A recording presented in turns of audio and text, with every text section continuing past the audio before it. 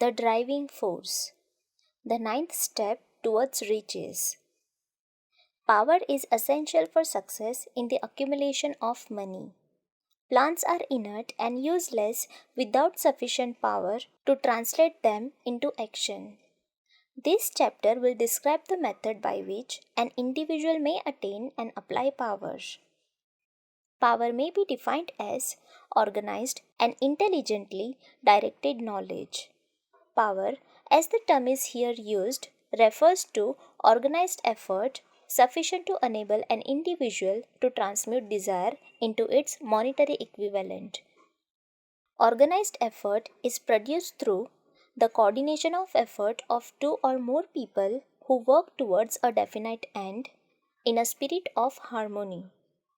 Power is required for the accumulation of money.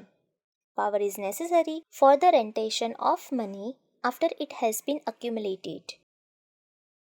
Let us ascertain how power may be acquired. If power is organized knowledge, let us examine the sources of knowledge. A. Infinite intelligence. This source of knowledge may be contacted through the procedure described in another chapter, with the aid of creative imagination. B. Accumulated experience. The accumulated experience of man may be found in any well-equipped public library. An important part of this accumulated experience is taught in public schools and colleges where it has been classified and organized. C. Experiment and research. In the field of science and in practically every other walk of life, men are gathering, classifying, and organizing new facts daily. This is the source to which one must turn when knowledge is not available through accumulated experience. Here too, the creative imagination must often be used. Knowledge may be acquired from any of the foregoing sources. It may be converted into power by organizing it into definite plans and by expressing those plans in terms of action. Examination of the three major sources of knowledge will readily disclose the difficulty an individual would have if he depends upon his efforts alone in assembling knowledge and expressing it through definite plans in terms of action. If his plans are comprehensive and if they contemplate large proportions, he must generally induce others to cooperate with him before he can inject into them the necessary element of power. Gaining power through the mastermind. The mastermind may be defined as coordination of knowledge and effort in a spirit of harmony between two or more people for the attainment of a definite purpose. No individual may have great power without availing himself of the mastermind. In a preceding chapter, instructions were given for the creation of plans for the purpose of translating desire into its monetary equivalent. If you carry out these instructions with persistence and intelligence and use discrimination in the selection of your mastermind group, your objective will have been halfway reached even before you begin to recognize it.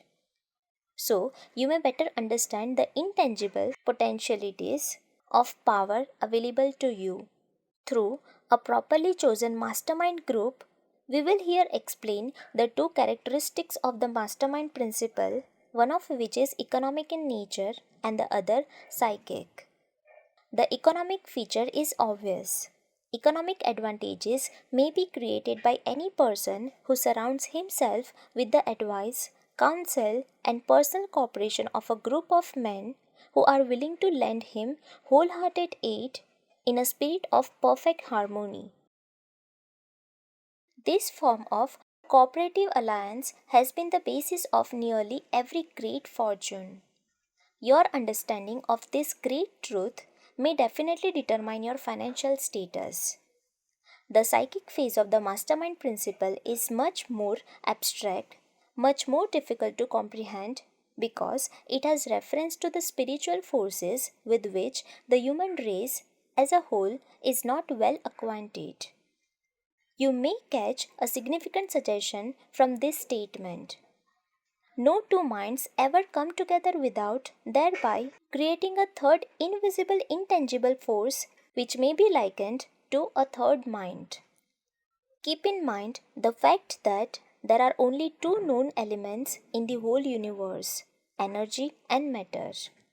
It is a well-known fact that matter may be broken down into units of molecules, atoms, and electrons.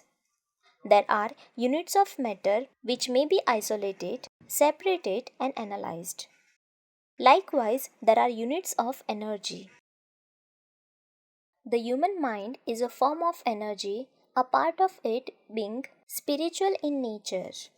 When the minds of two people are coordinated in a spirit of harmony, the spiritual units of energy of each mind form an affinity which constitute the psychic phase of the mastermind.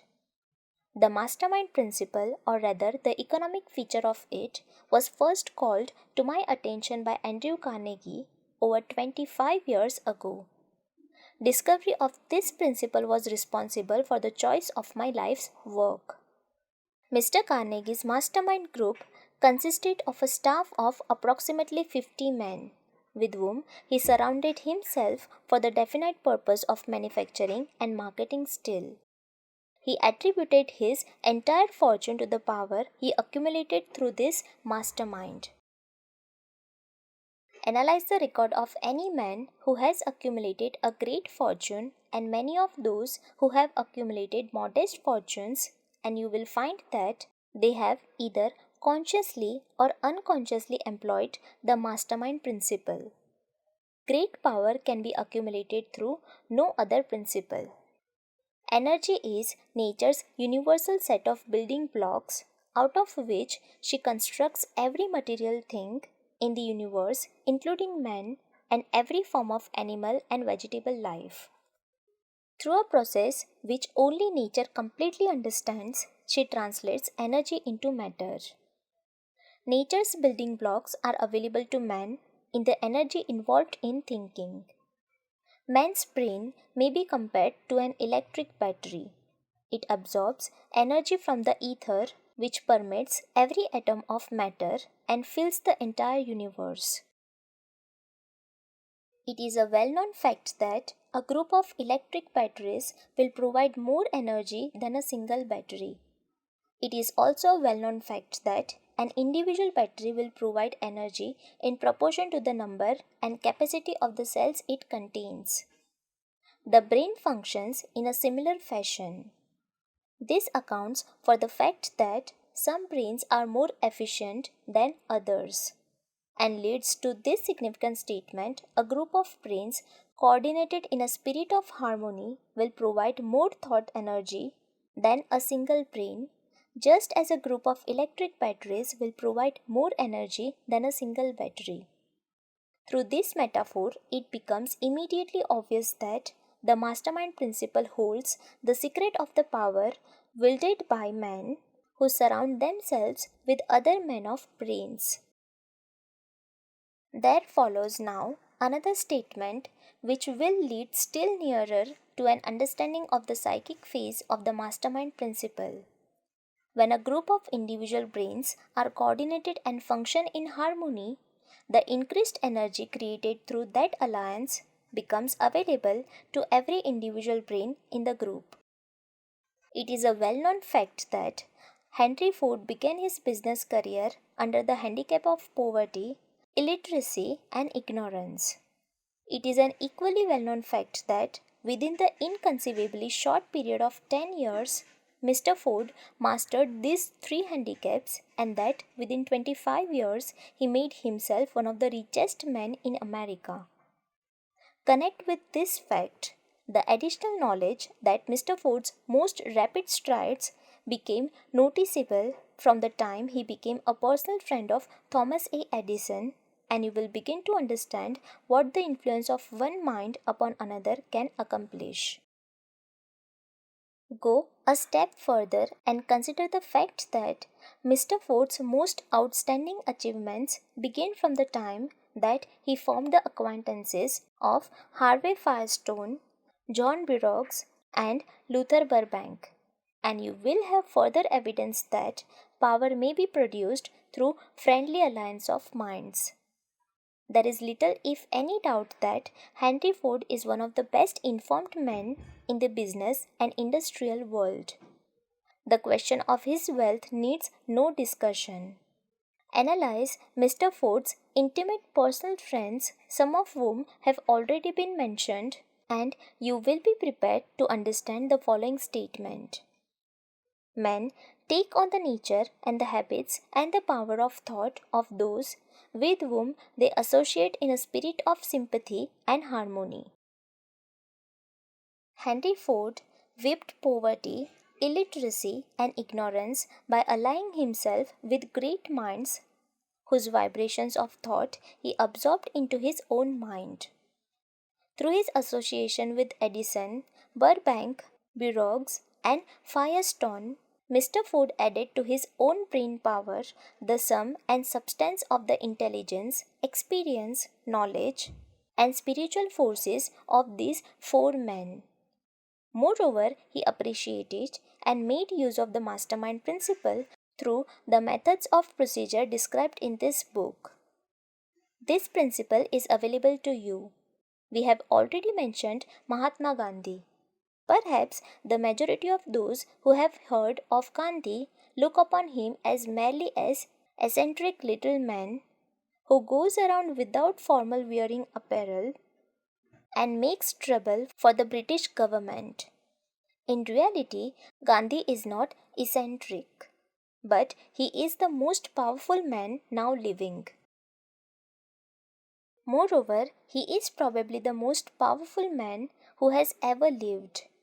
His power is passive, but it is real. Let us study the method by which he attained his stupendous power. It may be explained in a few words. He came by power through inducing over 200 million people to coordinate with mind and body in a spirit of harmony for a definite purpose. In brief, Gandhi has accomplished a miracle, for it is a miracle when 200 million people can be induced, not forced, to cooperate in a spirit of harmony for a limitless time.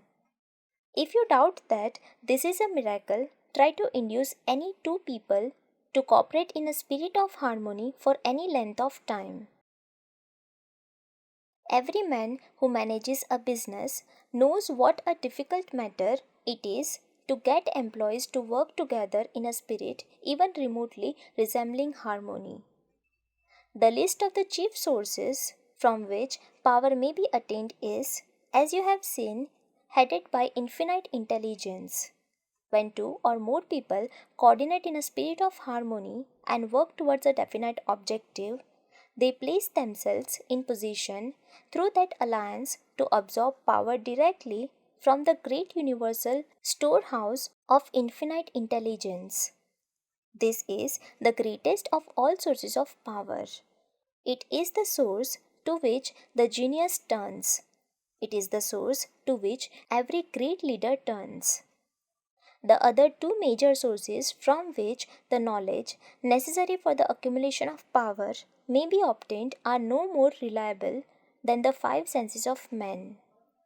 The senses are not always reliable. Infinite intelligence does not err. In subsequent chapters, the methods by which infinite intelligence may be most readily contacted will be adequately described. This is not a course on religion. No fundamental principle described in this book should be interpreted as being intended to interfere either directly or indirectly with any man's religious habits. This book has been confined exclusively to instructing the reader how to transmute the definite purpose of desire for money into its monetary equivalent. Read, think, and meditate as you read.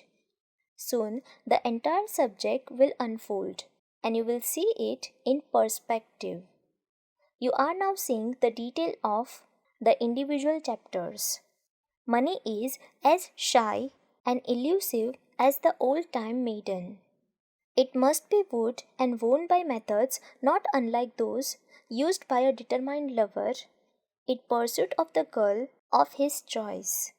And coincidental as it is, the power used in the wooing of money is not greatly different from that used in wooing a maiden. That power, when successfully used in the pursuit of money, must be mixed with faith. It must be mixed with desire. It must be mixed with persistence. It must be applied through a plan, and that plan must be set into action. When money comes in quantities known as the big money, it flows to the one who accumulates it as easily as water flows downhill. There exists a great unseen stream of power which may be compared to a river, except that one side flows in one direction, carrying all who get into that side of the stream onward and upward to wealth, and the other side flows in the opposite direction, carrying all who are unfortunate enough to get into it downward to misery and poverty.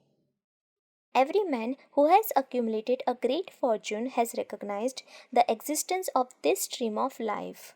It consists of one's thinking process. The positive emotions of thought form the side of the stream which carries one to fortune. The negative emotions form the side which carries one down to poverty. This carries a thought of stupendous importance to the person who is following this book with the object of accumulating a fortune. If you are in the side of the stream of power which leads to poverty, this may serve as an oar by which you may propel yourself over into the other side of the stream. It can serve you only through application and use. Merely reading and passing judgment on it, either one way or another, will in no way benefit to you. Some people undergo the experience of alternating between the positive and negative sides of the stream, being at times on the positive side and at times on the negative side. The Wall Street crash of 29th swept millions of people from the positive to the negative side of the stream. These millions are struggling, some of them in desperation and fear, to get back to the positive side of the stream. This book was written specially for those millions. Poverty and riches often change places. The crash taught the world this truth, although the world will not long remember the lesson. Poverty may, and generally does, voluntarily take the place of riches, when riches take the place of poverty. The change is usually brought about through well conceived and carefully executed plans. Poverty needs no plan. It needs no one to aid it, because it is bold and ruthless. Riches are shy and timid. They have to be attracted. Anybody can wish for riches, and most people do, but only a few know that a definite plan plus a burning desire for wealth are the only dependable means of accumulating wealth.